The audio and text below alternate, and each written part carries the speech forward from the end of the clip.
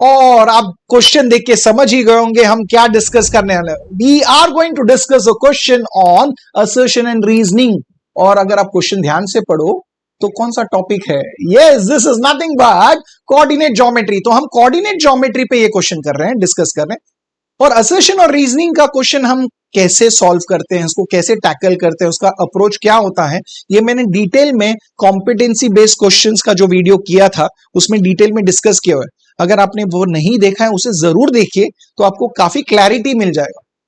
But एक चीज समझिए, जब भी असर्शन और रीजन का क्वेश्चन होता है उसमें 4 ऑप्शंस होते हैं और ऑप्शंस यही होता है और इसका ऑर्डर भी सेम ही होता है। It doesn't change.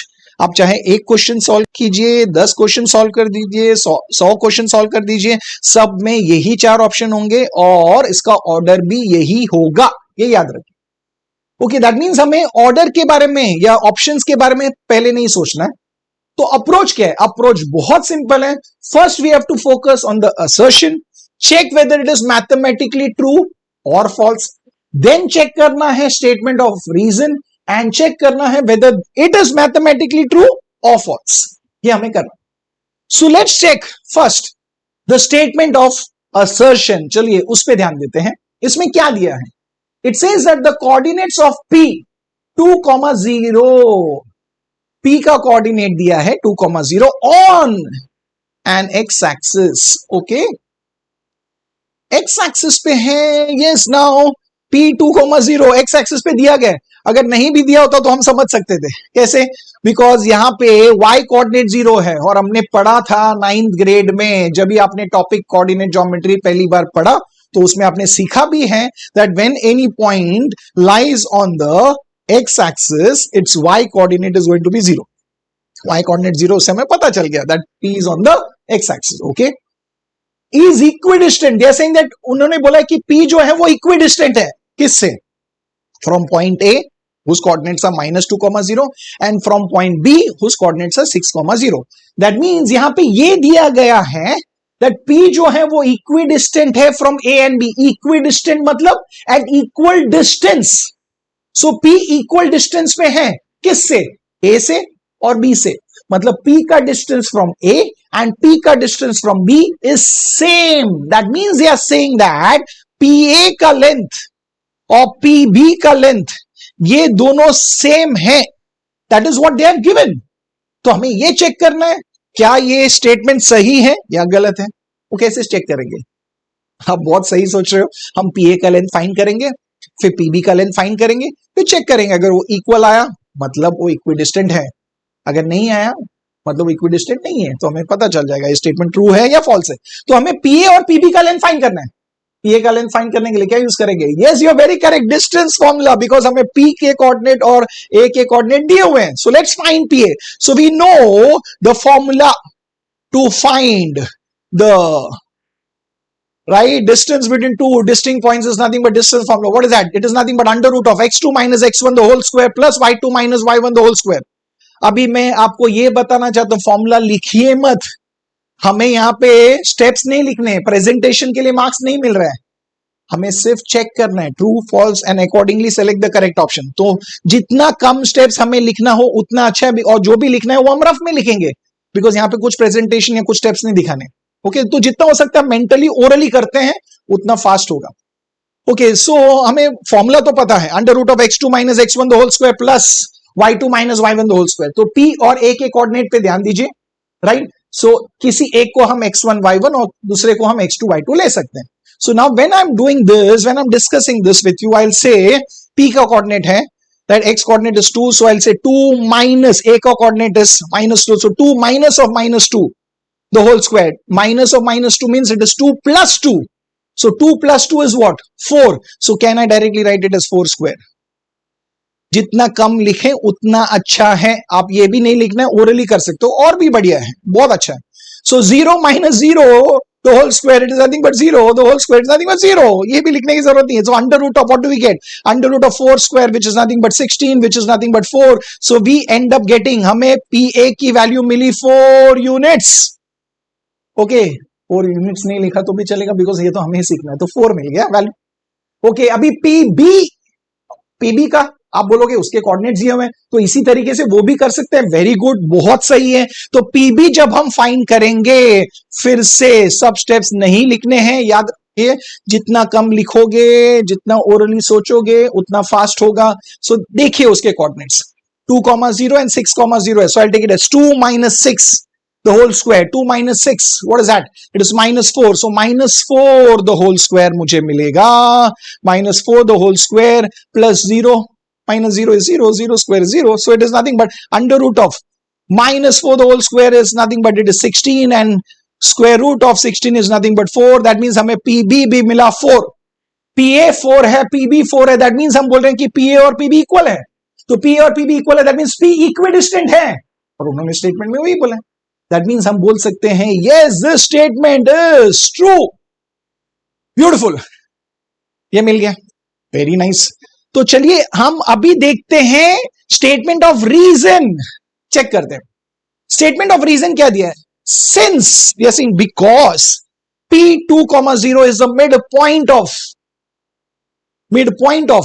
A -2,0 and B 6,0, यही कोऑर्डिनेट्स है जो हमें असर्शन में दिया। वो बोल रहे P2,0 जो है वो मिड पॉइंट है। अभी व्हेन वी से, याद रखिए, now let's understand, now A B है, राइट, बोल रहे हैं P मिड पॉइंट है। नाउ मुझे ये बताइए P मिड पॉइंट कब होता है एक सेगमेंट का? P ए बी का मिड पॉइंट कब होगा? One thing is P A should be equal to P B, correct, ये होना चाहिए। और आप बोलोगे वो तो है बिकॉज सेम थे कोऑर्डिनेट्स, हमने देखा P ए और P बी दोनों का वैल्यू 4 मिला था, तो वो तो है, करेक्ट है।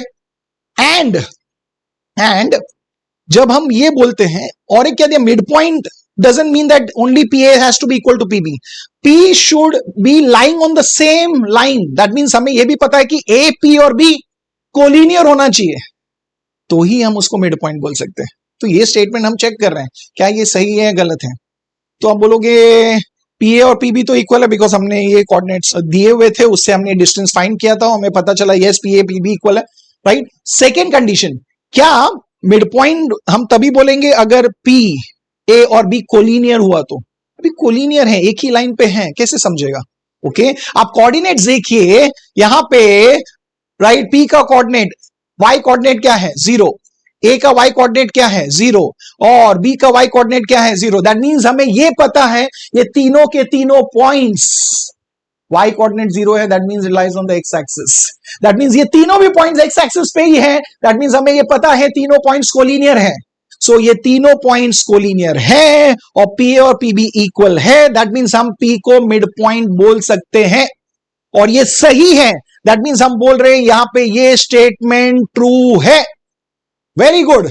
सो what are we saying here? We are saying that, remember, we are saying that assertion is true. We have also seen that and we can say now, हम ये बोल सकते हैं कि रीजन भी ट्रू है। अगर दोनों ट्रू है दैट मींस हमारा करेक्ट ऑप्शन होगा फ्रॉम ए और बी, इजंट इट? तो अभी चेक करना है कौन सा। अभी अगर दोनों सही हैं तो हमें यह देखना होता है कि ये जो रीजन है, is this the exact reason for assertion? क्या यही रीजन है जिसके वजह से वो असर्शन आपका ट्रू हुआ? चेक कीजिए। अभी P मिड पॉइंट है, इसीलिए आप, is that the only reason, that is why you are saying that P is equidistant from A and B? Let me tell you, अगर P का डिस्टेंस, अभी वो पॉइंट्स अगर x एक्सिस पे नहीं भी होते तो भी आप P is equidistant from A and B हो सकता है if PA is equal to PB. So P का इक्विडिस्टेंट होना A और B से सिर्फ मिड पॉइंट पे डिपेंड नहीं करता है।